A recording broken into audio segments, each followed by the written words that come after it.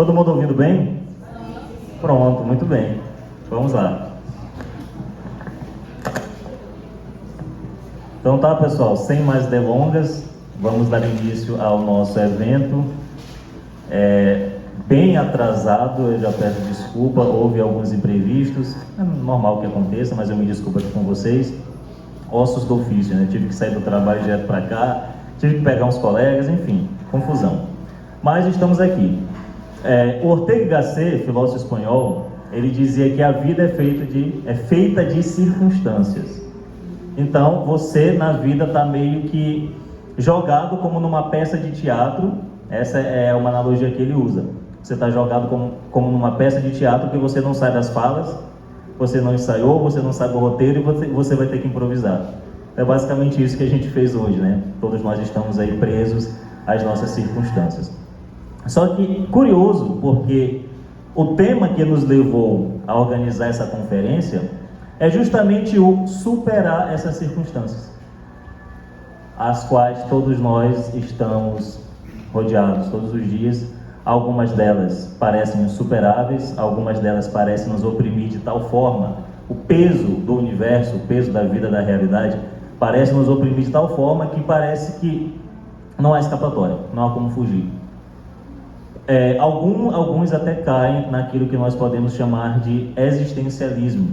É um ramo da filosofia muito conhecido, muito popular hoje em dia, onde fala que não há um sentido para a vida, não há um propósito maior para a vida. Nós estamos jogados aqui e temos que fazer valer a pena. Não está de todo errado.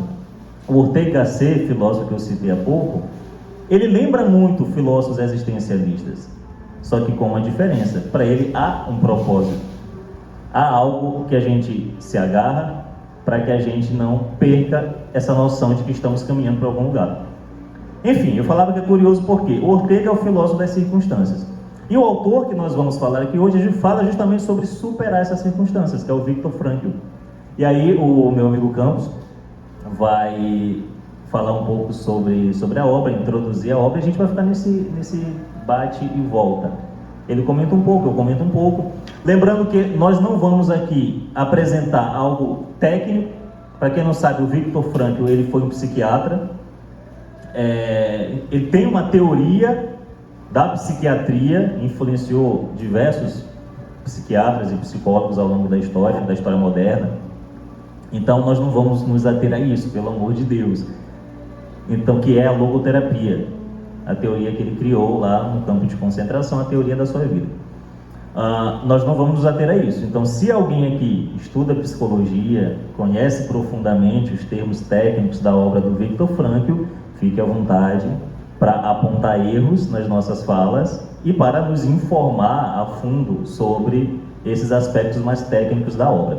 O que nós vamos fazer o seguinte: nós vamos usar a obra do Viktor Frankl como ponto de partida para a nossa reflexão filosófica. Nós vamos aqui juntos fazer uma roda de debate, uma roda de conversa. Nós vamos tecer comentários, reflexões à obra. De certa forma, são comentários originais, apesar de amparados na tradição, porque, como diria o Chesterton, a gente só consegue ver mais longe quando a gente está em ombros de gigantes, certo? Então nós temos que nos apoderar da tradição para que a gente consiga ver melhor. Não necessariamente repetir a tradição, não é isso, não se trata de uma volta ao passado ou de repetir aquilo que já foi feito, não, mas se trata de se apoderar do passado, sobretudo dos erros, para que a gente não repita os erros novamente. Então, o que não deve ser repetido são os erros, e a gente só não comete os mesmos erros se a gente conhecer o nosso passado, certo? Se a gente desconhecer o passado, a gente vai acabar repetindo os mesmos erros, sempre e sempre, e de novo, e de novo, e de novo. Então, o homem que está deslocado da sua história, do seu passado, daquilo que os grandes homens, as grandes mentes construíram a duras penas, através da tentativa e do erro, ele está solto, ele não se conhece, não conhece os seus pais, não conhece os seus antepassados, ele não sabe para onde ir. Ele vê, a visão dele é bem limitada, ele não consegue ver além, certo? Então a gente vai sim, baseado nas leituras que nós fizemos, em alguns autores que nós selecionamos, e aqui cabe um ponto importante. nós selecionamos. Você pode ter um autor diferente, você pode trazer, inclusive eu agradeço, se você trouxer um autor diferente, uma visão diferente, ou alguém que contribua com um tema, que fala coisa parecida. Então, vai ser muito bem-vindo. Então, nós selecionamos, mas não quer dizer que são os únicos que tratam do assunto. Então, nós vamos usar a obra do Viktor Frankl como esse ponto de partida para a nossa reflexão filosófica. Para quem não me conhece, eu comecei sem me apresentar, me desculpa. Eu sou o professor Micael Amorim, graduado em Filosofia pela Universidade Federal do Maranhão. Estudo de forma autodidata religião comparada, literatura e coisas afins. Eu acho que o Campos pode se apresentar, né? E aí eu já passo a bola para ele. Boa noite a todos, é um prazer estar com vocês. A obra do Frankl, vocês vão perceber ao longo dos comentários que a gente vai fazer aqui, ela é muito extensa e muito atual, tá? Não pensem que o que Frankl escreveu é tão simplesmente uma estrutura, um arquétipo de uma escola de psicologia e de psiquiatria. Ele acabou fundando uma escola de psicologia, a logoterapia. Mas o trabalho do Frankl, ele vai muito mais além. E por que eu digo que é importante ler Frankl? Porque a logoterapia, por se tratar de um estudo da essência humana, vocês vão constatar que ao longo do que nós iremos falar, que o objetivo central da logoterapia é despertar no indivíduo a capacidade, a responsabilidade do indivíduo diante de situações que se apresentam para ele. Todos nós aqui, homens, mulheres, velhos, idosos, crianças não, mas a partir do momento que a gente adquire ciência dos nossos atos, a gente vai ficando cada vez mais adulto e a gente vai sendo inserido em responsabilidades na sociedade, a gente tem que tomar decisões. E de acordo com essas decisões que a gente vai tomando, essas consequências podem se voltar para nós de forma proveitosa ou de forma desastrosa. Mas o que o Frankl, e aí eu acho bem essencial e importante, é que ele vai, com a escola que ele criou, a logoterapia, e sobretudo nesse livro, Em Busca de Sentido, ele trabalha, primeiro, para quem não leu o livro, o Em Busca de Sentido, ele relata a história de um prisioneiro. O Frankl, ele era judeu, morava em Viena. Quando Hitler invade a Áustria, os judeus foram presos, vocês sabem disso? E ele teve a chance de fugir, tá? Mas como ele viu que os seus parentes estavam presos, ele optou por ir junto com os pais para o campo de concentração. Então, do dia para a noite, ele foi tirado da sua profissão de médico, de psiquiatra, ele era neurologista, foi preso e arrastado para o campo de concentração. Ele não sabia que iria para um campo de concentração. Naquela altura, ninguém sabia o que era um campo de concentração. Os prisioneiros não sabiam. E ele vai relatar as principais experiências que ele teve ao longo desse campo de concentração, né? Como o campo vai desumanizando as pessoas, como as pessoas vão esquecendo das prerrogativas mais simples, como ter carinho por alguém, como ter caridade, como despertar sentimentos agradáveis pelos outros. E quanto mais a pessoa vai se desumanizando, há dois caminhos, aqui eu estou acelerando por causa do tempo, há dois caminhos que são fundamentais e que você tem que tomar. O primeiro, ou você desiste de viver, tá? Desiste de enfrentar a situação tal como ela se apresenta a você, ou você encontra alguma forma de transcender, de passar por cima de uma situação que aos teus olhos parece que é impossível de ser superada. Então, se você olhar para uma pessoa que está no campo de concentração, que todos os dias apanha, é chicoteada, se alimenta mal, perde quase 4 quilos por dia, fica só o osso, privado de ver a família, né? Então, o sujeito, ele é levado a uma condição que o Viktor Frankl chama de cadáver vivo. Por que cadáver vivo? Cadáver vivo porque há duas circunstâncias que impossibilitam o sujeito de viver, que é a questão de você ter uma vida prévia, ou seja, você sabe que a sua vida não vai demorar muito, então você sabe que aquilo é prévio. Mas embora a sua vida sendo prévia, tem outro problema, você não sabe quando é que aquilo vai acabar. Como você não sabe quando aquilo vai acabar, isso te leva a uma crise existencial. E nessa crise existencial, você começa a morrer. porque você não consegue fazer planos de futuro. Então, nessa situação em que você sabe que a sua vida vai acabar, que você está privado de fazer projeções futuras, então, nesse momento em que você pode viver como um cadáver ou se transformar num cadáver vivo, você tem ainda uma outra opção, mesmo que tudo pareça perdido, que é superar essa dificuldade. A questão é, como superar isso? Como, diante de uma situação que, aos olhos humanos, parece impossível de ser solucionada, parece que tudo está perdido, parece que você não vai conseguir daquela situação e que você não tem forças. Você olha e diz, não, aqui só há uma saída. Eu vou morrer, eu vou desistir de viver. Tá? Então, o que é que pode levar um sujeito, nessa situação, a pensar em superar essa crise? Tá? Então, o Frankl aponta para o seguinte, existe uma coisa chamada sentido da vida. Tá? Então, o sentido da vida é aquilo que serve de inspiração motora para que o sujeito continue a viver, onde ele vai buscar motivações. Ele diz mais, ele diz que isso é a motivação primária. Tá? A motivação primária do sujeito é o sentido da vida. Bom, e como se encontra o sentido da vida? Bom, em primeiro lugar, o sentido da vida, ele independe da pessoa, tá? É uma experiência própria. Você tem que buscar. Tá? Como é que você encontra esses pormenores? A vida, ela vai te deixando em situações difíceis ou fáceis. Tá? E o importante é você procurar nessas situações as respostas.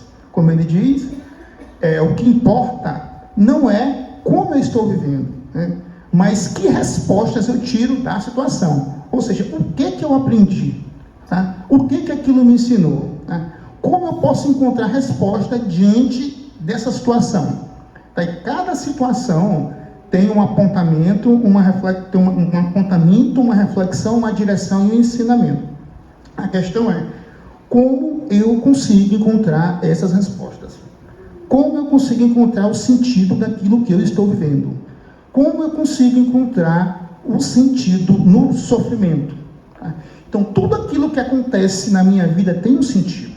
Tá? Então, se o sofrimento faz parte da vida e a vida tem um sentido, então há um sentido no sofrimento. Tá? Então, se há um sentido no sofrimento, então o sofrimento não é tão simplesmente um elemento de submissão, de supressão, um elemento final da vida humana. Eu tenho que encontrar no sofrimento o sentido daquele sofrimento em si. Então, se eu estou sofrendo, se eu estou passando por uma situação que me parece impossível de ser transposta, impossível de ser superada, nesse momento, então, eu já perdi a batalha. Então, o Frankl diz que qual é a diferença entre aqueles que vão sucumbir e aqueles que escapam do campo de concentração? Frankl aponta que aqueles que conseguem escapar da situação mais absurda, mais abjeta, mais desumana, são aqueles que enxergam no sofrimento um sentido motivacional. E é nesse sentido que depende da minha experiência, da sua, e que ele é um motivacional individual para cada um, é aí que eu vou encontrar as respostas para aquilo que eu procuro. Então, se a vida é um conjunto de respostas, não vale a pena viver corretamente uma vida sem encontrar essas respostas. Então, tudo aquilo que acontece, lembrando, só fazendo uma ressalva, a vida no conceito de Frankl não é um conceito abstrato. A vida para Frankl é o conjunto de experiências que eu vivo. Então, todas essas experiências, elas têm relatos, elas entram na essência da nossa existência e eu tenho que descobrir que respostas, que incrementos elas trazem na minha vida. Por exemplo, se eu perco um ente querido, se eu perco um pai, se eu perco uma mãe, né, que resposta eu posso trazer nesse momento de sofrimento? Se eu tenho uma mãe que padece de câncer ou de qualquer outra doença terminal, o que eu aprendo com esse sofrimento? Tá? Eu vou ser mais uma pessoa que diante do sofrimento reclama, resmunga, ou eu vou encontrar um sentido que me leve, diante daquele sofrimento, a transcender, me tornar uma pessoa melhor, muito mais forte, capaz de superar as minhas dificuldades, quando eu me defrontar com cada uma delas. Eu digo sempre, quando eu converso com o Max, que eu gosto bastante de literatura, eu amo Machado de Assis. Então eu digo sempre assim, olha, Machado de Assis fez na literatura aquilo que poucos psicólogos conseguem fazer. Eu faço sempre um paralelo entre Viktor Frankl e Machado de Assis. Eu digo, enquanto Frankl procura, no sofrimento, na tristeza, no fracasso, no desespero, encontrar respostas para aquilo, o Machado de Assis faz o contrário. Ele joga o sujeito no sofrimento, no desespero, no desastre, e as personagens de Machado de Assis não conseguem sair de lá. Tá? É um conjunto de fracassados, de desesperados, de pessoas perdidas que não encontram sentido para a vida. Tá? Então, se a gente fizer esse paralelo, eu vou passar um pouquinho para ti, Marcos, depois a gente continua. Eu falo bastante, deixa o Marcos falar um pouquinho, depois continua. A gente pode fazer na segunda parte esse jogo da literatura. Tá, então continua aí. Deixa o Marcos falar um pouco. Tava bem interessante, cara. Eu, atentando para a tua fala, tem comentários muito interessantes que podem ser aprofundados. Como em tudo na vida, né? Tudo a gente pode pegar uma coisinha aqui e aprofundar. E ver onde é que vai dar. São as teias do destino, né? Que a gente vai desenrolando. Tu falaste, por exemplo, o Viktor Frankl, judeu, campo de concentração, certo? Definhando, sofrendo. Ele era um médico psiquiatra, aqui fora, na sua profissão. No campo de concentração, ele era só um número. Toda a vida dele foi reduzida à escravidão. Ele não recebia, pelo que ele, obviamente, ele era um prisioneiro, ele não recebia pelo que ele estava fazendo. Ele não se preparou para fazer aquele trabalho que ele era obrigado a desempenhar todo dia, diferente de uma pessoa que já tem um passado com trabalhos manuais. Ele não tinha. O trabalho dele era puramente intelectual, ele era um psiquiatra, como eu, que sou um professor. Eu não faço trabalho, não desempenho trabalhos manuais, a minha profissão é dar aula, eu sou um intelectual. Então, se eu vivesse numa situação onde eu tivesse que usar da minha força física para sobreviver, provavelmente iria dar muito ruim para mim. Ainda bem que isso não está me sendo exigido. Mas foi exigido para o Viktor Frankl, lá no campo de concentração nazista. Então, ali ele se reduziu a um número. Todos os prisioneiros, independente da sua classe social, da sua cultura, independente se era uma pessoa de valor ou não, se era uma pessoa boa ou ruim, se era uma pessoa rica ou não, se era uma pessoa que tinha qualidades ou não, todos eles eram apagados e reduzidos a um número. Eles vestiam um roupão e colocavam um número, recebiam um número. E a partir daquele momento, eles eram reconhecidos por aquele número. Quando o guarda do campo de concentração queria se referir ao prisioneiro, ele o chamava pelo número. Ou seja, todas as circunstâncias, como o Campos bem colocou, estavam oprimindo aquelas pessoas que tinham uma vida, que tinham uma história, tinham pais, mães, esposas, filhos, filhas, que tinham profissões, certo? Pessoas que tinham toda uma vida, como nós temos. Nós temos nossos sonhos, nossas aspirações, pessoas que dependem de nós e que nos motivam a lutar, a ir todo dia para a rua, pegar busão lotado, a vir para a faculdade, inclusive, a aguentar os 5, 6 anos de faculdade.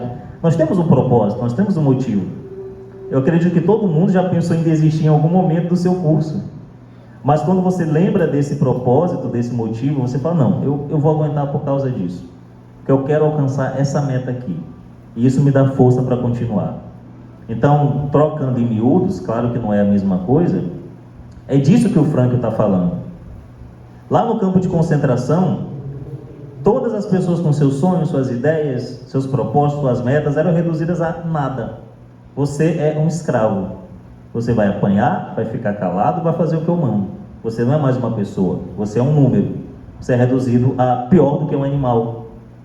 E tem um trecho que o deves lembrar, Campos, do livro, quem já leu a obra lembra, que eles estão no inverno rigoroso, não é um inverno como o nosso inverno rigoroso, nevando, e muitos deles obrigados a caminhar longas distâncias descalços, certo? Descalços, com bolhas nos pés, magros porque não recebiam a quantidade de proteína suficiente, né? Então eles não tinham força para aquilo ali, mas estavam sendo obrigados a desempenhar, e cavando túneis de irrigação, construindo trilhos de trem no inverno rigoroso. Eles viram do lado de fora da cerca, todo o campo de concentração, obviamente, era protegido, super protegido, para evitar que os prisioneiros escapassem. E do lado de fora eles viram um trem com prisioneiros passando. Lembra disso, né? Eles observaram um trem com prisioneiros, né? Assassinos, estupradores, bandidos. Eles sabem que é difícil. Obviamente não é fácil a vida numa prisão. Quem já leu o romance do Dostoiévski, exatamente, sabe do que eu estou falando. Não é fácil a vida numa prisão. E naquele momento, o que os prisioneiros do campo de concentração fizeram? O Frankl relata, eles invejaram a vida dos prisioneiros. Eles falam, pô, como é boa a vida desses prisioneiros. Eles comem, apesar de ser pouco, mas é mais do que a gente. Eles recebem visitas. E o principal, que é ao que tu te referiste, Campos, eles sabem o tempo que eles vão permanecer na cadeia. Há uma duração para a pena não vai ser eterna. Há uma duração. E isso os motiva a continuar vivos, porque eles vão sair um dia. Eles sonham com o dia que eles vão sair, certo? Então, um sofrimento que é indeterminado, e você sabe que começa, mas não sabe quando vai terminar, ele enlouquece a pessoa. E é isso que o Frankl relata no livro. A principal pena do campo de concentração não eram os castigos, não era ter que construir trilho de trem no inverno descalço, não era as doenças, não era pegar tifo e morrer delirando. Segundo Frankl, a principal pena, o que mais deixava os prisioneiros angustiados, em depressão, e muitas das vezes os levava ao suicídio, é não saber quando terminaria o seu sofrimento. Essa falta de noção temporal. Todo mundo aqui já assistiu alguma aula chata na vida, né? Talvez até essa mesmo. Mas vocês sabem que eu não vou falar para sempre. Vai ter um momento que vai acabar. E você vai dizer, graças a Deus. Quando você está numa outra aula chata ou numa fila de banco, você sabe que vai acabar. É chato, mas você vai acabar. Entendeu? Você vai chegar em casa e vai fazer o que você quer fazer, de fato. Certo? Agora imagina você não saber quando a tua condição de sofrimento vai chegar ao fim. Isso é angustiante. E o Frankl dizia que é uma situação similar a quando a pessoa está desempregada. Porque, por exemplo, você firma um contrato com uma empresa, o contrato dura 1 ano, 2 anos, 3 anos, 6 meses, 1 mês que seja, você sabe que esse contrato tem um período que vai terminar, beleza. Mas quando você está desempregado, você vive numa condição diária de eu não sei quando eu vou conseguir emprego, eu não sei quando eu vou sair dessa situação. Então é um pouco similar. Ausência de vida futura. Ausência de vida futura. Então tudo que nós fazemos, todas as nossas ações visam o futuro, certo? Visam o futuro. Se nós ficarmos presos no aqui, no agora, no que está acontecendo nesse momento, como os prisioneiros ficavam, já que não tinham prazo para sair do campo de concentração, você enlouquece. Você entra em curto, entendeu? Você fica maluco. Como acontecia com eles. Então, outra coisa que o Campos falou, interessantíssima. Você deve substituir o como pelo porquê. Como eu estou vivendo? Como é a minha vida? Minha vida é uma merda, minha vida é desse jeito, eu ganho pouco, enfim, meu emprego é uma merda, não estou feliz com isso, minha família é uma droga. Isso é o como. Meu marido é péssimo. Meu marido é péssimo, minha esposa é uma baranga. Só que, beleza, isso é o como. Todos nós temos esses comos. Todos nós temos esses problemas. Tô gordo, né? Tô sedentário. Mas o importante é por quê? Então você deve trocar o como pelo porquê. Qual é a causa disso? Qual é a causa do meu sofrimento? Qual é o motivo? Há um motivo para esse sofrimento? Será que eu não posso usar esse sofrimento como combustível para algo melhor? Como combustível para que eu consiga, de alguma forma, transformar o que aparentemente é ruim numa coisa que é boa? Será que não há um motivo para o carregamento da cruz? Será que não há um motivo para a morte da cruz? Se nós lembrarmos de nosso Senhor Jesus Cristo, pregado na cruz, eu acho que nós vamos entender bem aquilo que o Frankl estava falando. Apesar dele ser judeu, ele cita várias vezes no livro, o Campos lembra disso, a cruz, a analogia da cruz, de cada um carregar a sua cruz. Não é a cruz de outro, é a sua cruz. O sofrimento, assim como as recompensas de superar esse sofrimento, é sua, é individual, é o que Campos falou, é o seu motivo, é o seu objetivo. Eu não posso viver a tua vida, eu vivo a minha vida. Eu não posso pensar como você. Por mais que a gente tenha afinidade no pensamento, o teu pensamento é o teu pensamento. A tua visão de mundo é a tua visão de mundo. Sempre que me convidam para dar aulas, palestras, conferências, eu penso assim, mas muita gente melhor do que eu já falou sobre isso. Por que eu deveria falar sobre isso, se muita gente melhor do que eu já fez? Só que aí eu lembro do seguinte, mas sou eu que vou falar. Não é o Olavo, não é o Frankl, não é o Machado de Assis, não é o Campos Júnior, apesar de serem pessoas muito mais capazes. Mas a visão que eu estou dando, Micael Amorim, é a minha visão. Certo? Quando você lê uma obra, quando você estuda e conhece certa teoria, você se apropria, isso é conhecimento, né? Conhecimento é uma definição sumária. O que é conhecimento? É o sujeito se apropriar intelectualmente do objeto. Então, quando você se apropria, aquele conhecimento é teu, ele passa a fazer parte de você, não é não, Campos? É teu. Isso que tu leste de literatura, de Machado de Assis, é teu. Entendeu? De certa forma, tudo bem, você não criou esse conhecimento, mas dentro de ti ele adquire uma outra forma, uma forma original, por assim dizer. Então você não vai estar só repetindo. Se você internalizou de fato esse conhecimento, você não está só repetindo. Você está dando a tua parcela de contribuição para o assunto. Campos. Voltando aqui à obra, eu parei Onde foi que eu parei? Se vocês estão atentos aí. Está comparando Machado de Assis a Frankl. Tá, mas voltando aqui. Sim. Então, no Machado você não vai encontrar esse sentido, tá? Mas no Frankl você encontra.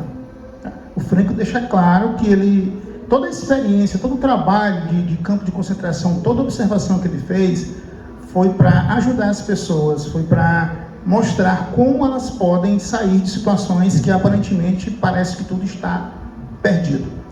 Então, diante do sofrimento ou de uma situação que nos leve para o extremo da vida, duas coisas nós não podemos perder em hipótese alguma, ensina Frankl. A primeira é a questão da espiritualidade e a segunda é a questão da humanidade. Tá? Então, porque você pode perder tudo na situação extrema, tudo.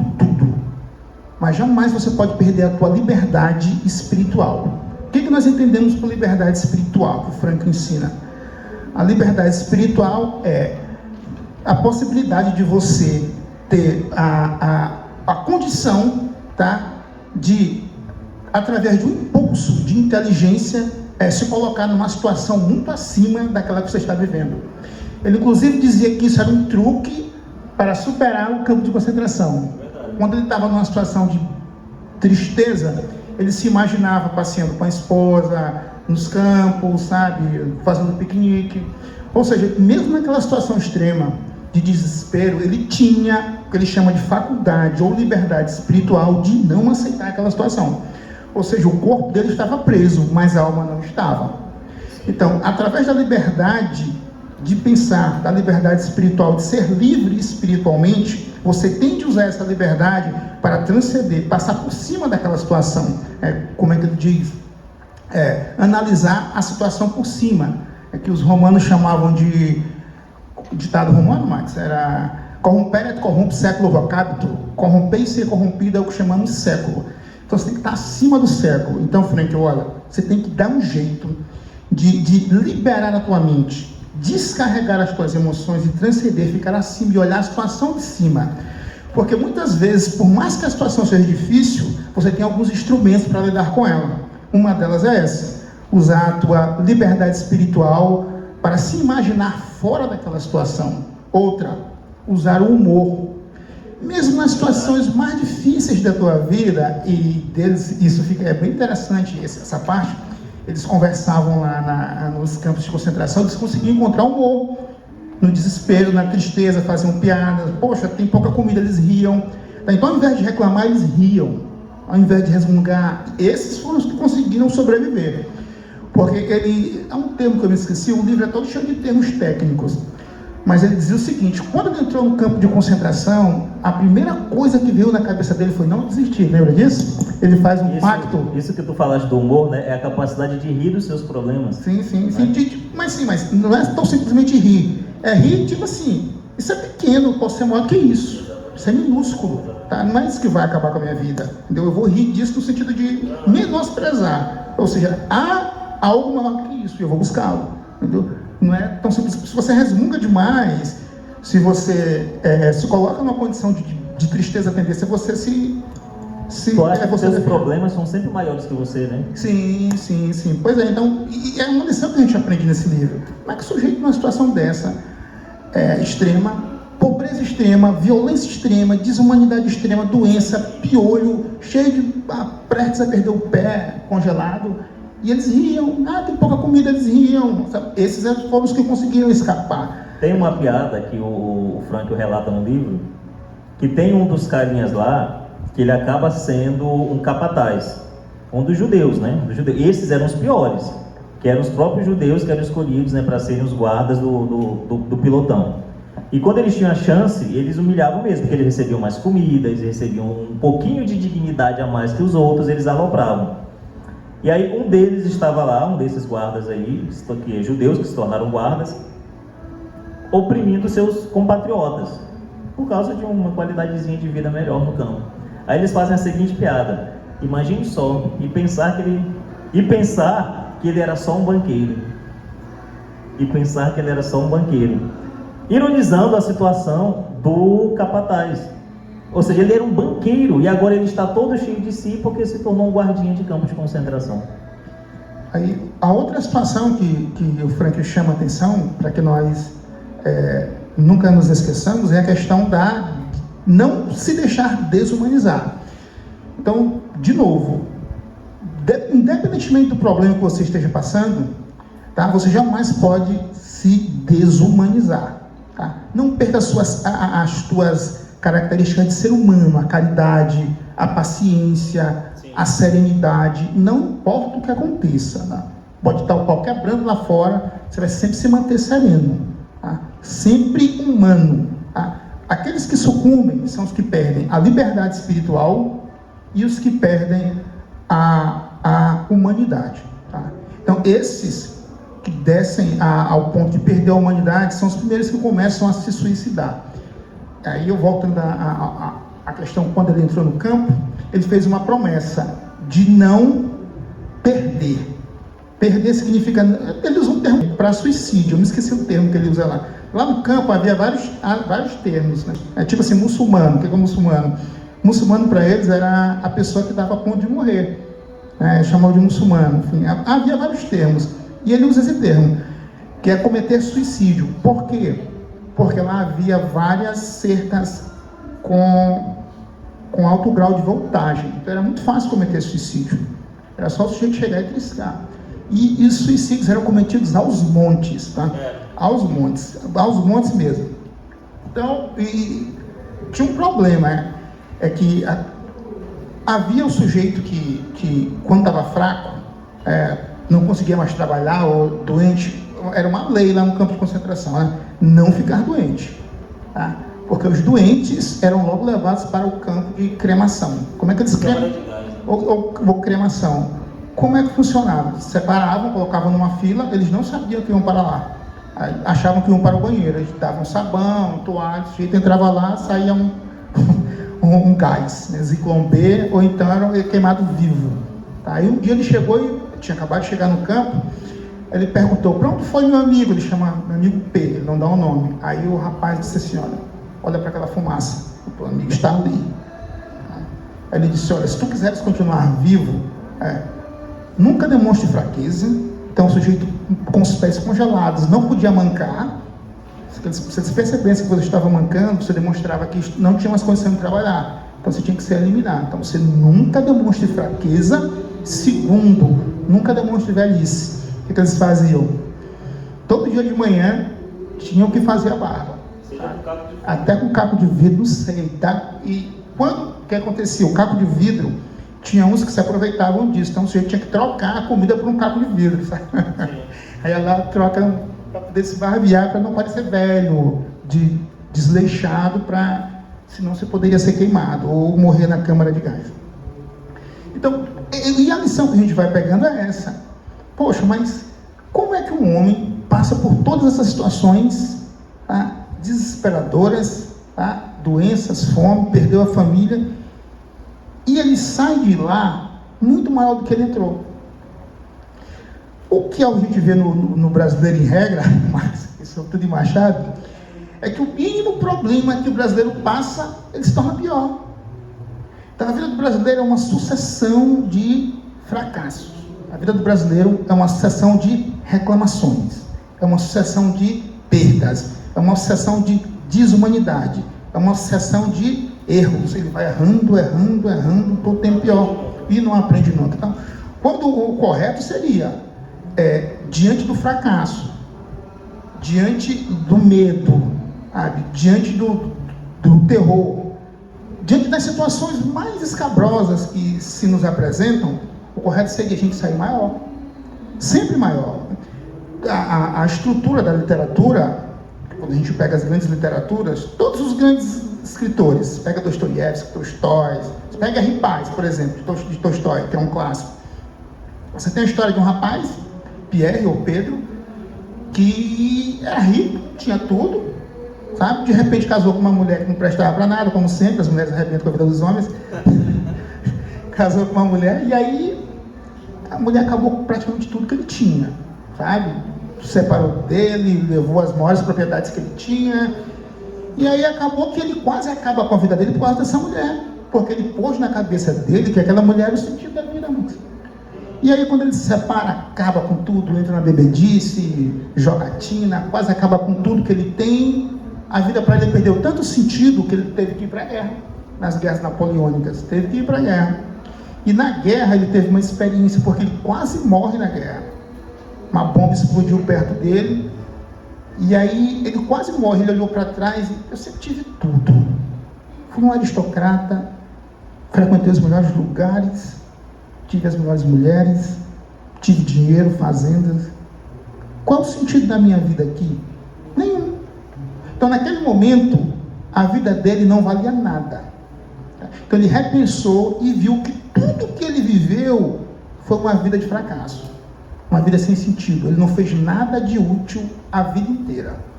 Mas aquela experiência de quase morte serviu para ele repisar toda a vida dele e chegar à conclusão de que não, agora eu serei um homem diferente.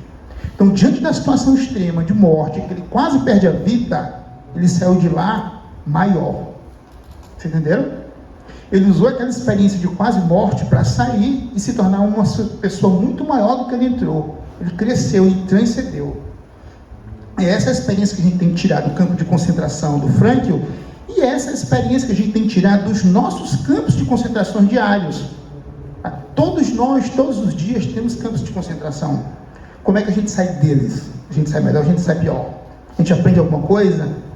Ou será que a gente está todo dia reclamando, fracassando, diminuindo, ao invés de crescer? Então, essa reflexão que o Frankl nos chama todos os dias, né? Qual é o sentido da minha vida?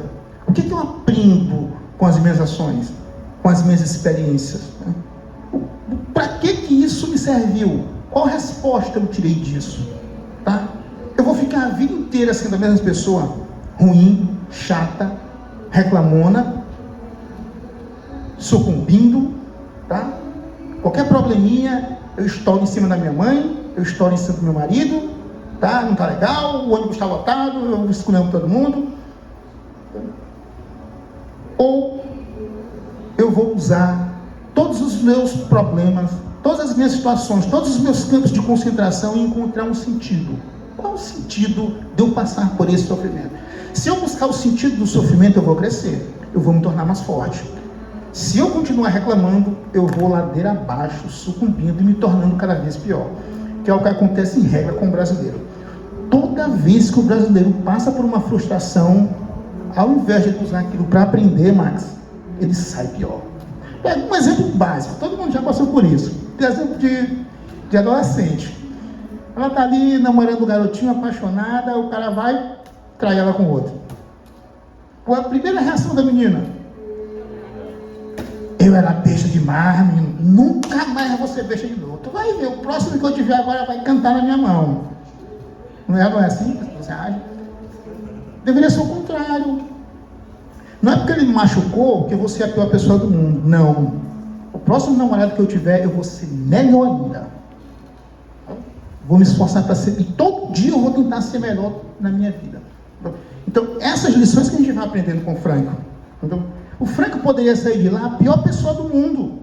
Tem gente que é assim, o sujeito, porque a mulher largou ele, irmão, o cara vira um tormento, xinga todo mundo, não tem paciência. Eu tinha uma chefe que era assim, meu irmão. Eu tinha um professor na UFMA, viu, professor?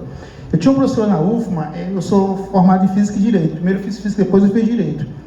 Eu tinha um professor na UFMA, ela era, assim, professora do Departamento de Química, né? Aí eu fazia Física, obviamente tinha 3 disciplinas de Química. Professora, essa mulher botava umas provas de Química dificílimas, assim, sabe? Assim, 30 alunos passavam 3, sabe? Aí uma vez, professora, para que essa prova? Não, uma aluna de Física tem que saber. Eu digo, isso aqui é mais para quem faz Química Industrial, professora. Para a gente isso aqui não é fundamental, tá? Depois eu fui saber, aí me disseram, não, baixa calma, porque é fulano de tal, é frustrada. O sonho dela sempre foi ser médica, ela nunca passou por medicina, se formou em química, mas é frustrada. Entendeu? Então ela nunca conseguiu superar isso, é um campo de concentração na vida dela que ela não consegue transpassar. E ela transforma a vida de todo mundo no inferno. Imagina aquela mulher em casa com o marido dela, a cruz que esse cara não carrega todo dia. É uma frustração que ela não consegue. Cada dia isso, e ela é um campo de concentração na vida dele e ele na vida dela. Entendeu? Então é uma cruz que ele vai carregar para o resto da vida. Então eu me estendi um pouquinho, Matos. Se quiser continuar. Tranquilo. Aqui eu acho que a gente já pode caminhar, né? Vou falar um pouco sobre a parte final do livro, a conclusão. A gente passa por campos novamente, bem rapidinho, e aí abre para o debate com a galera, que é a parte mais legal, inclusive, né? Bom, eu até esqueci o que eu ia falar. Né? Tu estavas falando, tá, beleza. Sim. A gente volta novamente para aquela questão. Trocar o como pelo porquê. Então, é isso, a lição do Frank. Troque o como pelo porquê. Como é a minha vida? É desse jeito. É ruim, tem esses problemas, mas por quê? Qual é a causa? Qual é o motivo? Então, esse motivo é você que vai dar. É você que vai dar esse motivo. O motivo que o Frank encontrou, vocês podem achar, vocês estão falando que o motivo tem que ser religioso. Não estamos falando nada disso. Estamos falando que há, sim, uma liberdade espiritual que pode ser mantida apesar da opressão do meio e que isso ajuda a pessoa a não sucumbir diante de toda a animalidade que está à sua volta, toda a violência, opressão, etc. Mas não precisa necessariamente ser um motivo religioso. Esse ideal, e aqui nós podemos usar essa expressão, não no sentido de ideologia, mas no sentido de meta, né, a ser atingida, esse ideal, ele é o ideal que é importante para você. Qual foi o ideal do Viktor Frankl no campo de concentração? Como o Campos falou, foi reencontrar sua esposa. Ele era casado. E quando ela foi para um campo de concentração diferente, que havia os campos femininos, e aí ele não sabia, eles não recebiam notícias. Por isso que eles invejavam os presos normais, os criminosos normais, pelo menos eles recebiam cartas, recebiam visitas. O prisioneiro no campo de concentração, ele não recebia nenhum contato do mundo exterior. Ele estava totalmente isolado do mundo e isolado da vida que ele levava, inclusive do meio no qual ele vivia. Então, ele não sabia o paradeiro da sua esposa, mas ele a imaginava de forma tão intensa, tão real, que é como se ele estivesse vendo. Ele relata isso no livro. Como se ele estivesse de fato vendo e conversando com ela. Ele, pensando num dia que iria reencontrá-la, ela iria perguntar para ele, você pensou em mim? Ele ia dizer, não, eu vi você todos os dias. Eu conversei contigo todos os dias. Só um detalhe, vocês estão lembrados, interessante o que o Max falou, vocês estão lembrados do que eu falei da questão da liberdade espiritual? Aí, ó.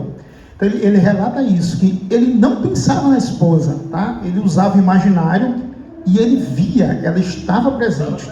Aí ele chega à conclusão de que a presença independe da presença física. Exatamente. Entendeu? Ou seja, eu posso estar presente com alguém, independentemente dela estar fisicamente aqui comigo. Isso. Tá? Isso em virtude da liberdade espiritual. Isso, perfeitamente. E esse era o propósito que eu motivava a todos os dias lutar, se esforçar para se manter vivo, para resistir, para não sucumbir e não cometer suicídio. Ele queria reencontrar sua esposa, né, porque ele a amava. E outro fator interessante, ele relata, ele faz a seguinte pergunta, tá, aqui a gente já caminha para o final. Ele faz a seguinte pergunta, tá, o ser humano é livre, de fato, isso é uma questão filosófica, das mais importantes talvez, da história da filosofia. O ser humano é livre, há liberdade, ou nós somos apenas guiados pelas circunstâncias do nosso meio? Nós somos livres ou são as circunstâncias que nos moldam e escolhem o nosso destino? Será que se você não nascesse no Maranhão, para você que é maranhense, não sei se você é de outro estado, para você que nasceu no Maranhão, nasceu no Brasil, será que se você não nascesse aqui, não morasse no Maranhão, não falasse português, não estudasse nessa universidade, você seria você? Ou será que você seria outra pessoa totalmente diferente, com pensamentos diferentes, com desejos diferentes, com sonhos diferentes, com aspirações diferentes? Será que o meio é determinante? Será que se você nascesse num meio totalmente degradado, moralmente, intelectualmente, legalmente, será que você seria um criminoso por causa do meio, necessariamente?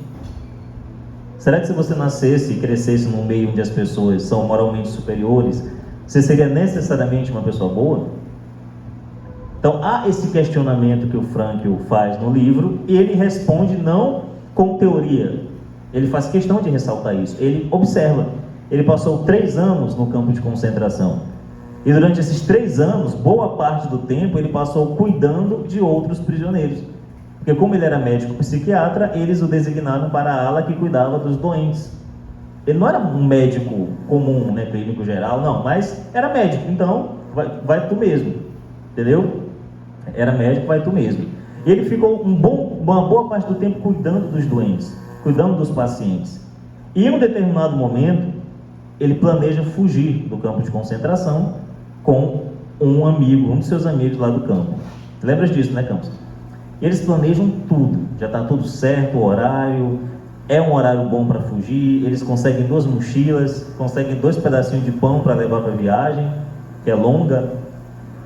Eles foram designados a enterrar um corpo fora do campo de concentração, a enterrar os corpos, né, puxando a carroça e enterrar os corpos, fora do campo de concentração. Eram corpos de pessoas doentes. Então, eles iam aproveitar esse momento para fugir.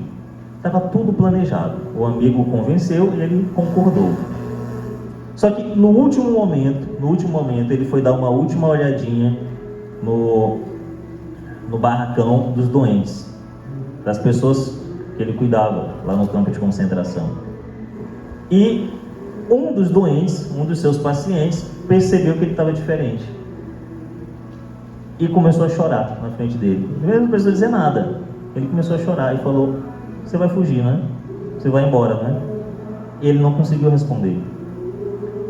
E, obviamente, o seu paciente não foi egoísta ao ponto de dizer: não, você não vai embora, fica aqui e sofra comigo para cuidar de mim. Não, ele só chorou e ficou chorando. Ele ia perder o seu médico e o seu amigo. E quando chegou a hora marcada de fugir, ele não foi. Ele simplesmente falou para o seu amigo: não, eu vou tomar as rédeas da minha vida. Pela primeira vez eu vou tomar uma decisão por mim mesmo. Eu vou decidir a minha vida, porque aqui nesse campo eu não decido. Eles mandam eu ir para a direita, eu vou, mandam eu ir para a esquerda, eu vou, mas essa decisão eu vou tomar. Eu vou decidir ficar aqui e abraçar o sofrimento, porque essas pessoas dependem de mim. Essas pessoas precisam de mim aqui. E curioso, porque antes dele ser aprisionado no campo de concentração, havia a ameaça da invasão dos nazistas e ele estava planejando fugir para outro país. Para os Estados Unidos, não? Fugir para os Estados Unidos. Só que os seus pais já eram idosos, tudo, não podiam fugir. E ele estava pensando, pô, será que eu fujo, deixo meus pais aqui, na iminência de serem aprisionados, ou talvez até mortos, ou eu fico cuidando deles, e com o risco de ser aprisionado? E aí os amigos diziam, não, tu não pode ser preso, tu tem uma obra, tu tem um trabalho intelectual para dar para o mundo, como é que vai ficar a tua obra? Pensa nisso, né? Pensa nas pessoas que vão se beneficiar com a tua obra. Tá certo. E ele estava em dúvida. Um belo dia ele encontrou na casa dele, ele ainda com essa dúvida, encontrou uma inscrição numa tábua, que era um destroço que veio de um museu, não sei de onde. E ele perguntou para o pai dele, o que era isso? Estava escrito em hebraico. E aí o pai dele disse, é um trecho da réplica, né, dos 10 mandamentos, um pedaço dos 10 mandamentos. E ele perguntou, e qual é o mandamento que está escrito? E aí o pai dele respondeu, honrar pai e mãe. Honrar pai e mãe. E aí pronto, estava decidido, ele ficaria e iria enfrentar o campo de concentração se fosse preciso, porque ele tinha um compromisso com seus pais. Seus pais precisavam dele e ele ficou para cuidar dos seus pais. Então ele decidiu aí e decidiu no campo de concentração não fugir para cuidar dos seus pacientes. Ele tinha tudo, o meio obrigava ele a fugir, a abrir mão dessa responsabilidade, mas ele foi livre para decidir, não vou aguentar o sofrimento. E beleza, essa foi a primeira conclusão. Ele falou, não, eu não sou escravo do meio, mas e os outros? E ele foi observando os outros prisioneiros, e ele percebeu, Campos, que mesmo no meio do sofrimento, no meio da dor, da angústia, aonde tudo te empurrava para esquecer que você é um ser humano, certo? Para que você fosse tratado pior que um animal e se achasse um animal. Mesmo nesse meio, ele encontrou caridade. Olha só, como fazer caridade com quem não tem nada para dar, né? Como? Às vezes a gente pensa, pô, eu tenho tão pouco, eu não posso ajudar o outro. Mas você não tem menos do que alguém que está no campo de concentração, eu tenho certeza. A alegria de um prisioneiro no campo de concentração, a maior alegria, era quando o cara da cantina empurrava a concha de sopa até o fundo para raspar as ervilhas da sopa, para que a ervilha fosse no prato, e não só a água da sopa, que era uma sopa bem rala, sopa de ervilhas. Não é para animar a comida da sua casa, viu? Era a maior alegria de um prisioneiro do campo de concentração, quando a concha de sopa vinha com ervilhas. E mesmo lá ele encontrou caridade. Ele encontrou pessoas que davam o seu pedaço de pão, eles recebiam 2 pedaços de pão por dia, os prisioneiros. E havia pessoas que davam o seu pedaço de pão para o outro, e ficavam com fome, para fazer caridade, para dar para o outro. Pessoas que não tinham nada, mas o pouco que eles tinham, eles contribuíam para ajudar o sofrimento, nem que seja um pouquinho, para aliviar o sofrimento do outro, para ajudar um pouquinho o outro a carregar a sua cruz. Tem uma história interessantíssima. Eu lembrei agora de Dostoiévski novamente. Eu citei há pouco, né, recordações da Casa dos Mortos, enquanto ele estava na prisão. Eu lembrei de uma outra frase do Dostoiévski, que inclusive o Frankl cita. Ele diz o seguinte, Dostoiévski: tudo o que eu peço a Deus é para que nós sejamos dignos do nosso sofrimento. Tudo o que eu peço a Deus é para que nós sejamos dignos do nosso sofrimento, para que nós mereçamos o nosso sofrimento. E uma cena, aqui eu encerro, uma cena que eu fiquei pensando dias, na época que eu li o livro do Viktor Frankl, Em Busca de Sentido, daí o tema da nossa palestra, Em Busca de Sentido. Eu tive que reler agora o livro, para dar essa conferência, e me marcou novamente, como se fosse a primeira vez que eu tivesse lido. E isso ficou na minha cabeça, dias, eu fiquei com essa frase na cabeça, essa cena na cabeça. Havia uma moça, lá numa área feminina, um barracão feminino do campo de concentração, que estava doente, estava morrendo, certo? Uma mulher estava morrendo, em condições deploráveis. E o Viktor Frankl, médico, foi dar uma olhada nela, conversar, ver como é que ela estava. E aí, como é que você está se sentindo? E ela respondeu: eu estou bem. Você está bem? Estou bem. Mas, e aí? O que mais, né? Por que você está bem? O que você está sentindo? Está sentindo alguma dor? Está precisando de alguma coisa? Ela falou, não, porque a minha amiga me fez companhia esse tempo todo. E ele até pensou que ela estava delirando, né? Aí ele decidiu continuar a conversa para saber se realmente ela estava tendo algum delírio, alguma coisa. Delirando de febre. Que amiga? Aí ela apontou para fora, tinha um pedacinho de janela de uma ripa que estava solta e dava para ver o galho de um pinheiro lá longe. Aquela árvore é minha amiga, a mulher respondeu. E ele continuou, e você fala com ela? E a mulher disse, sim, falo. E ele prosseguiu, e ela responde? Responde, ela fala comigo. E o que é que ela está dizendo? E ela diz, eu sou a vida eterna. Eu sou a vida eterna. E a mulher morreu feliz, com um semblante que ele nunca tinha visto. Um doente, em condições deploráveis, muitos quilos abaixo do seu peso, feliz, que ela encontrou um sentido maior, que era a vida eterna, no meio de tudo aquilo. Quando tudo apontava para a morte, ela estava apontando para a vida.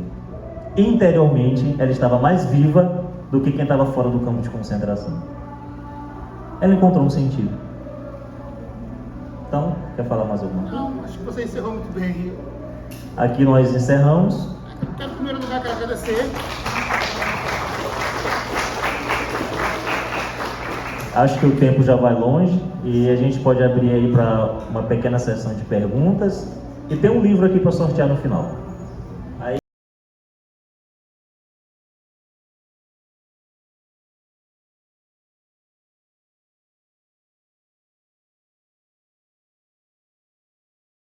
Não, é Vitor Frank. Isso. Frank. Isso. Como falar também? Você fala um pouquinho mais sobre ele. Ah, você chegou agora? Não, mas assim não, porque você fala um pouquinho de história de concentração, entendeu? Mas assim, é um personagem. Não, o Vitor Frank é um... Quer um microfone? Não, tá pra ouvir aqui, né? Não, o Vitor Frank é um psiquiatra e psicólogo por vocação. Ele não era formado em psicologia. Tá? E ele escreveu vários livros.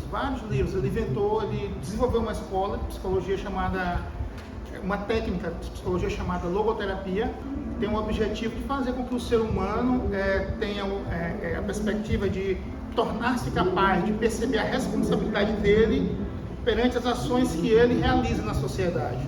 Tá? Hoje em dia a gente vê exatamente o contrário. Ninguém é responsável pelo que faz. Então, se as pessoas seguissem o caminho do Frank, as pessoas seriam mais responsáveis. A gente vê no trânsito aí todo dia, o sujeito bate, corre, não quer pagar, enfim.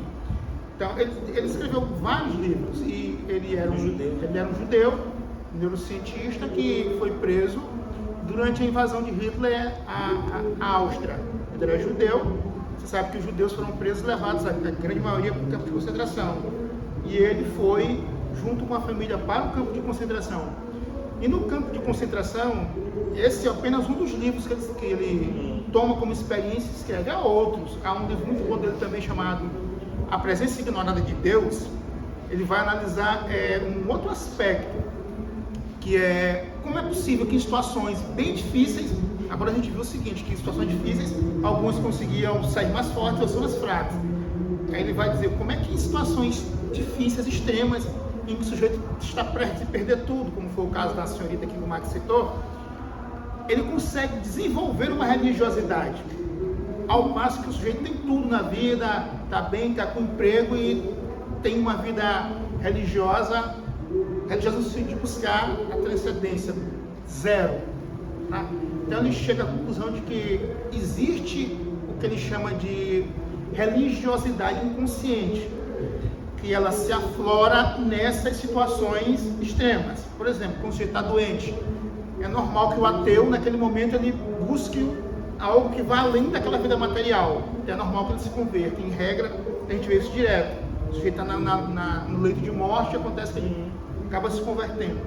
Ele acaba tendo fé. O Pierre, que eu falei aqui agora, quase morre e usou aquela experiência para conseguir para desenvolver uma religiosidade. Então, Ivan Illich, Tolstói e tantos outros. Isso só não acontece no Machado de Assis, tá?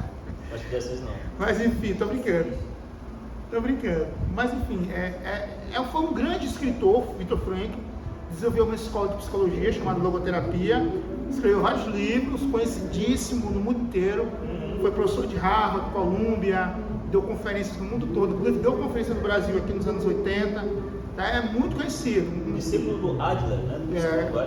Um grande homem, um grande estudioso, um grande intelectual que deixou grandes obras. Tá?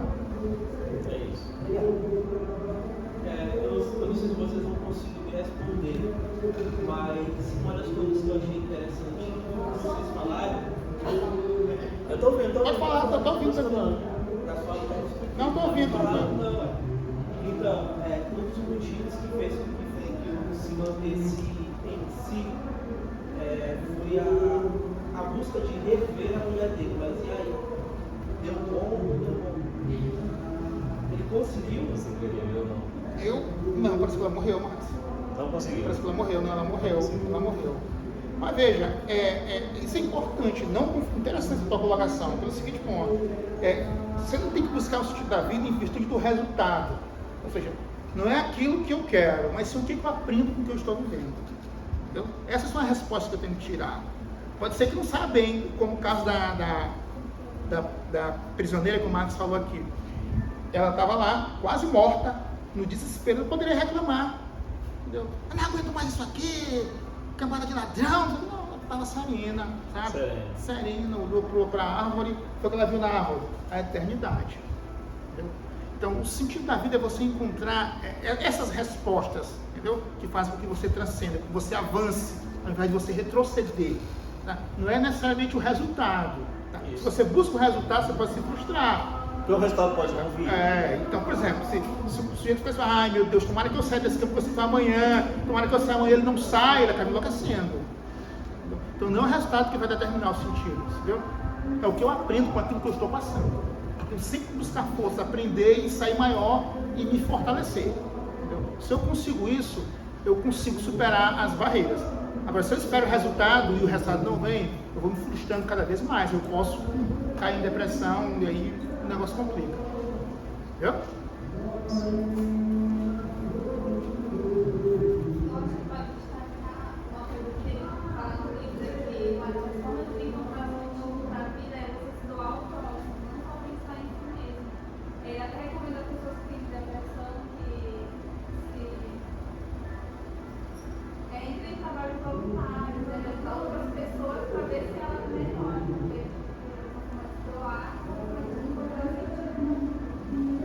Sem dúvida. Mas quando você se doa, você está buscando o quê? Você própria? É o outro que ela está dizendo. Então, o que você quer com isso? Né, ajudar? Você está pensando em você, voltando para aquela tua colocação de novo. Entendeu? Eu não quero um resultado para mim, eu quero um resultado para o outro. Mas eu falo assim no sentido de que, obviamente a obra ela engloba várias outras coisas. O que vocês citaram foi apenas um dos pontos. Isso. Mas um ponto que é esse resultado que me deixou curioso realmente tipo assim, ele querendo ou não, ele usou o encontro com a mulher dele como motivação. Né? Sim. Obviamente, Não só isso. Mas foi um dos motivos. Foi um dos motivos. E querendo ou não, esse era um dos motivos físicos. Querendo ou não, era físico. Psicológico. O físico trabalha de encontrar fisicamente. Ele trazia a presença da imagem da esposa dele para ele sem que ela estivesse presente. Mas um dia Inclusive ele dizia que isso era um truque. Era um truque para transcender aquele estado de sofrimento. Então, como você tem que subir para esse nível. Tá? Por quê? Porque, voltando, você está numa situação de desespero. Você tem duas saídas. Só tem duas. Ou você se entrega no desespero, você encontra alguma forma de sair dele. Em regra, as pessoas entram no buraco e não saem. Como é que você sai de lá?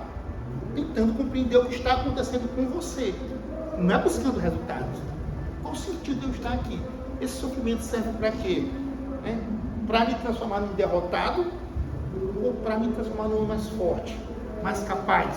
Entendeu? Para a minha vida inteira. Para contribuir com a humanidade. Foi o que aconteceu, deixou uma obra vasta para a humanidade. Entendeu? Então, aí você tem que se perguntar, você vai ser o quê? Um fracassado resmungão? Ou o sofrimento vai te fazer homem? Você vai aprender o quê com o sofrimento? Ou você cresce, ou você vira um fracassado, reclamando a vida inteira. Que é o que acontece geralmente com o brasileiro. Você sabe reclamar. Eu queria só que vocês fizessem uma relação já está um pouquinho, né? Já vai terminar, mas eu queria que você fizesse uma correlação com o que C.S. Lewis fala do sofrimento e do jogo do sofrimento, quando ele diz que Deus sussurra nos nossos ouvidos através do prazer, mas ele grita por meio do sofrimento. Então, o sofrimento, ele diz que é o megafone de Deus no mundo surdo, né? E eu relacionei totalmente agora o momento do sofrimento com o que vocês, maravilhosamente, muito obrigada, trouxeram aqui para nós esse elemento tão bom, esse amor. Eu queria que talvez vocês pudessem fazer essa relação. Eu concordo com o C.S. Lewis, eu gostaria que Campos fizesse a relação. Eu acho que o C.S. Lewis está dizendo a mesma coisa que o Frankl, com termos distintos.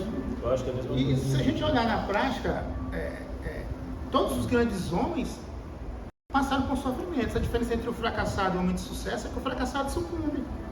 Se a gente for olhar, por exemplo... Mas ambos sofrem, né? Ambos sofrem. Não, todo mundo sofre. Não há quem não sofra. O problema é qual é o resultado do sofrimento na sua vida. O sofrimento na sua vida tem qual resultado? Entendeu? E por que ele causou esse resultado? Esse é o X da questão. Alguém? Boa noite. Chegasse aqui na comissão da professora ali, aí no caso, nesse caso, então, o que seria dissociação? Eu conceito de psicologia e psiquiatria, no caso aqui de Frank. Você aplica essa parte aí. Não, mas eu não trabalhei de dissociação. Não, mas eu não trabalhei de dissociação. Não, mas eu não trabalhei esse tema. No material dele, ele coloca exatamente isso. Isso é bem entendido sobre essa parte. Eu não trabalhei Porque justamente a parte da sociedade, do indivíduo. Sim, eu também entendi. Aí eu vou ficar dentro da questão Maria do Quer responder, Maria? trabalhar essa parte. Eu entendi, a minha resposta para isso é muito simples. Não sei. Fazer o apontamento que eu queria fazer, eu só queria fazer a referência aqui no livro Os Arquétipos e o Inconsciente Coletivo de Jung. Ele faz essa definição aí, a mesma coisa que foi dita aqui agora, sim. Eu só queria agradecer porque a gente está precisando muito de eventos desse modelo aqui. E é incrível, porque mesmo não tendo lido diretamente Viktor Frankl, né?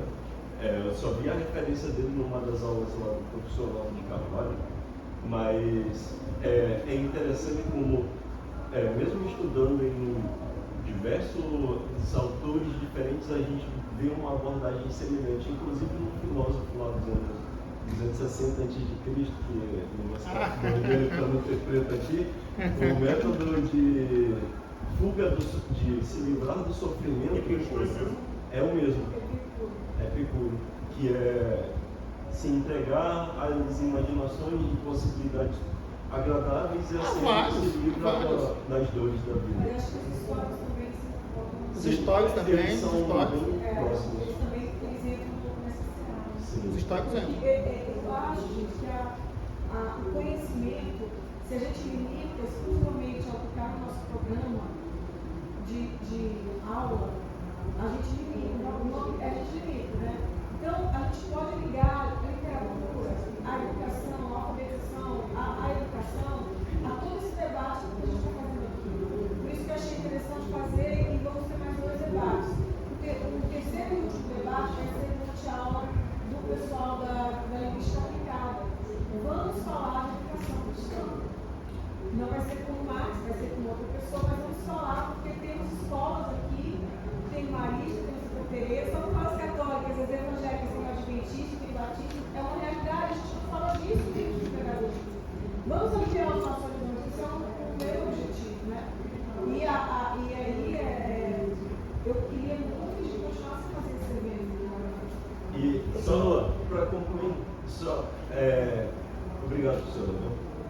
E só para concluir uma frase lá do Miyamoto Musashi que eu comentei. O livro dos 5 Anéis? O livro dos 5 Anéis. Ele fala uma coisa interessante que, mesmo sendo autor diferente, em época diferente, tem essa relação. Ele diz: a gente não deve permitir que o nosso espírito seja influenciado pelo nosso corpo e nem que o nosso corpo seja influenciado pelo nosso espírito. Não é bem nessas palavras, mas é nesse sentido.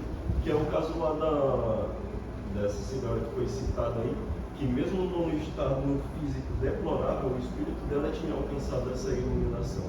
Da mesma forma que o inverso tem que ser uma realidade. No caso, não é porque eu sofri minhas desilusões amorosas, não é porque eu passei por qualquer dificuldade, estou desempregado ou qualquer coisa assim, que eu vou deixar o meu corpo padecer e permitir que as minhas condutas, elas se Desajustam.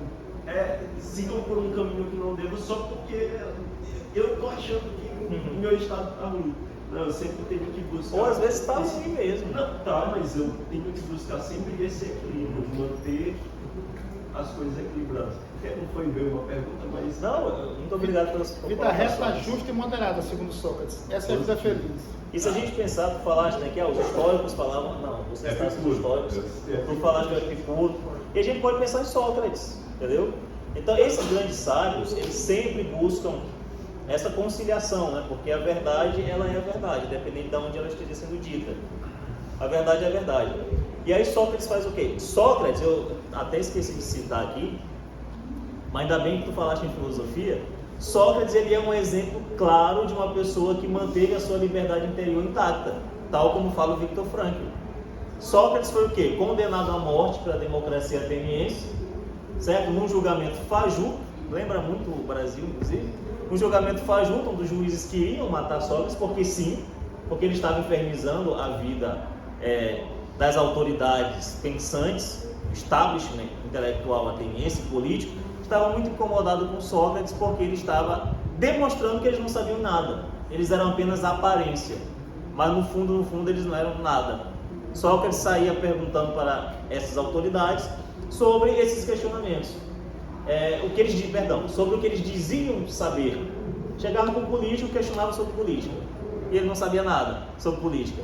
Chegava para um poeta e questionava sobre poesia. Ele descobriu que o poeta não sabia nada sobre poesia. Então essas pessoas se escondiam atrás de cargos, já naquela época, para dar carteirada de autoridade nas pessoas. E no fundo eles não eram nada, e Sócrates mostrou isso. Então incomodou bastante o establishment ateniense, numa Atenas corrupta, numa Atenas relativista por causa dos sofistas, ou seja, havia toda uma degradação cultural acontecendo, não só uma degradação política.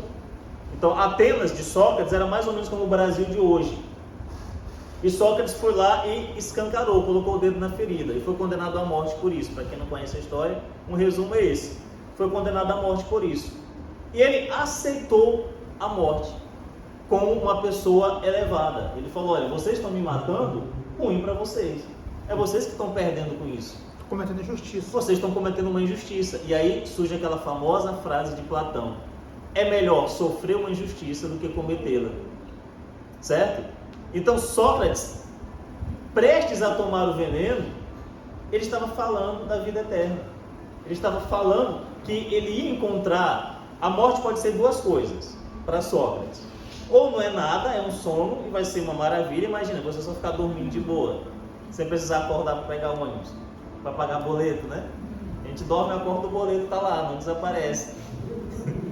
E aí vai ser de boa se a morte for isso, não existe nada. Ou a morte é a eternidade da alma e vai ser muito bom, porque eu vou encontrar os grandes heróis do passado, Homero, Tucídides, os grandes historiadores, vou encontrar os heróis, vou encontrar Jacques, Hércules, Aquiles, Heitor. E vai ser bom também conversar com essas pessoas e interrogá-las, assim como ele interrogava as pessoas dessa vida. Então ele estava em outro plano. As pessoas estavam falando de matar o corpo de Sócrates e ele estava falando: não, a alma é eterna. E ela vai continuar depois da morte. E para quem... Oi?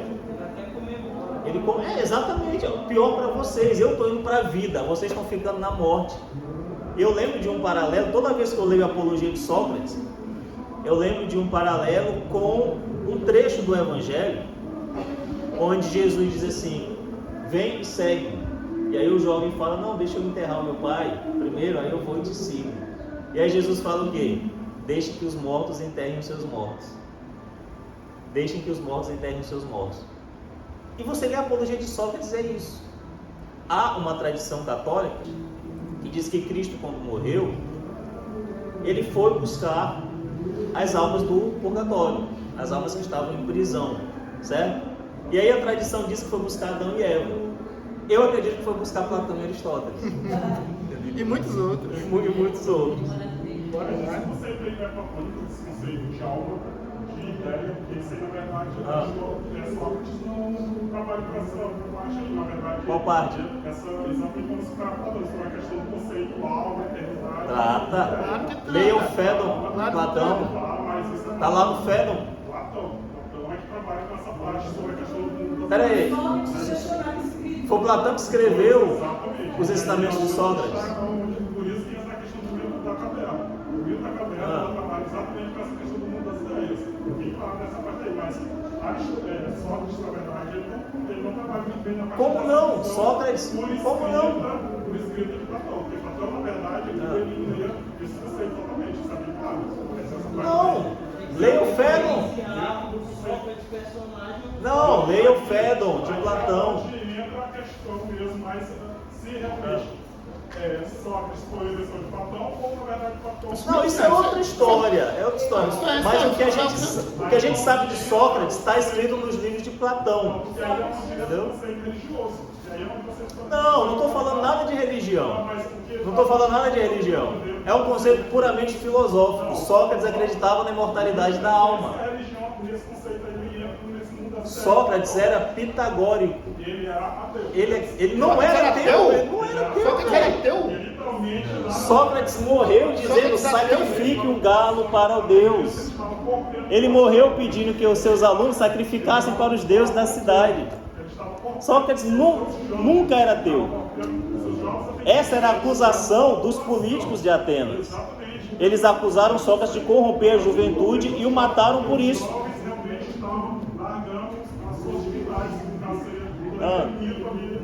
Sócrates não era ateu, cara. Leia os livros de Sócrates, está claro. Na apologia, Sócrates comenta justamente os motivos. Tudo bem.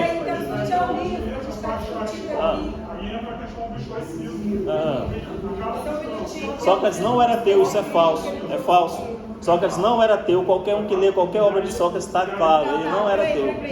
Qual é o seu nome? Sócrates não era ateu, aluno cara. aqui da UEMA? De qual curso você é? Você é licenciado em Geografia? Então assim, leia as 5 vias de Santo Tomás. Já leu as 5 vias de Santo Tomás? Nas 5 vias de Santo Tomás, tem só um minuto. Nas 5 vias de Santo Tomás tem as argumentações. Entendeu?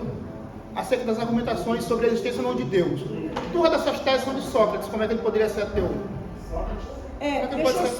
Deixa eu só fazer assim, antes, sem querer interromper, já interrompendo, desculpa. Eu quero só sortear o livro. Eu quero pedir que você, eu quero um número de 1 a 29, deixa eu ver aqui, o número de 1 a 29.